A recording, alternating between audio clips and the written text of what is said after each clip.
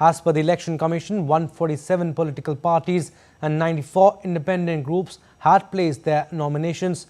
Among the top political names submitted, Prime Minister Dr. Harini Amarasuriya will contest the election from Colombo. The ruling National People's Power Alliance has also nominated a representative of the Persons with Disabilities community for the national list. However, many senior politicians, including former presidents and ministers, have decided not to contest. Among them are former presidents such as Mahinda Rajapaksa, Maithripal Sirisena, Gotabaya Rajapaksa and Ranil Wickremesinghe. Special security arrangements were put in place at all district secretariats across the island as well as Election Commission office in Colombo. Polling will be held on 14th November. Postal voting will take place on 30th of October and on 1st and 4th of November at all district secretariats and election offices. Well, let's go across to Colombo. DD India's Dr. Ahmed Moin Faruqi is joining us live to talk more on this. Dr. Faruqi, the filing of nominations for the general elections in Sri Lanka has concluded across the island. Fill us in with more details.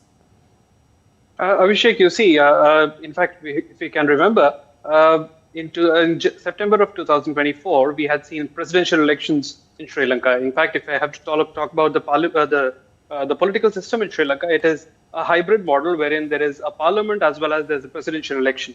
So the presidential elections are over with the victory of Anura Kumara Dissanayake of the National People's Power. Now, what he had done was that he had dissolved the parliament of Sri Lanka, the 9th parliament, and he had called for fresh elections, which are now going to be held on 14th of November.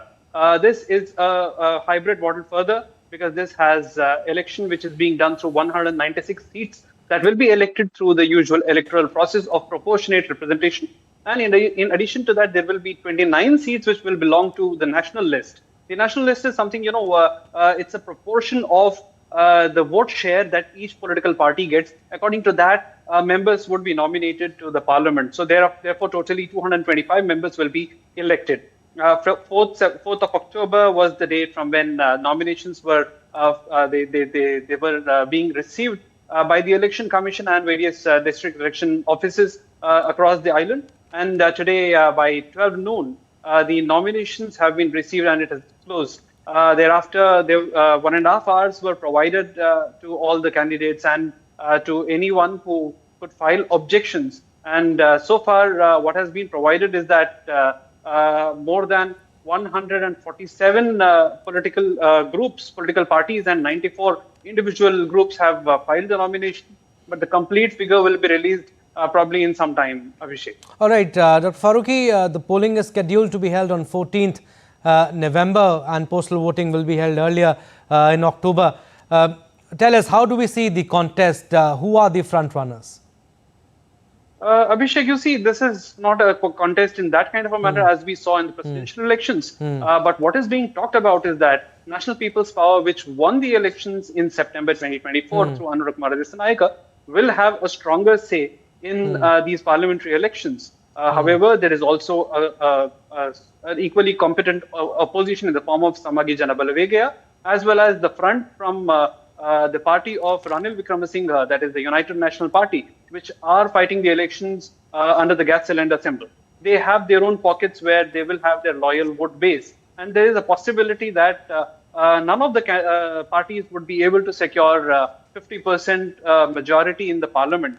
Having a 50% majority in the parliament will be very, very crucial to ensure that the smooth functioning of the government goes ahead with regard to passing of bills, passing of budget, and various other issues on a day-to-day basis. But there are also certain factions which are saying that NPP will have sufficient numbers because once that they have proven that they have won the presidential elections, the floating vote or the fence-sitter vote will definitely turn towards them.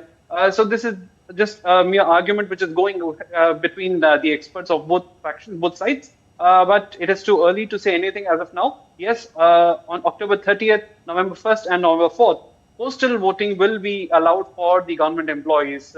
Approximately more than 7 lakh government employees will cast their votes on these 3 days, and additional opportunities will also be provided to them on 7th and 8th of November. That will be for those who would miss their opportunity to cast the postal vote. But once that opportunity is lost, those government employees will not be allowed to vote on 14th November. That is the usual practice which Election Commission normally adopts. But all eyes will be with regard to how each and every candidate would be able to poll his popularity in various electoral districts on 14th of November. Abhishek.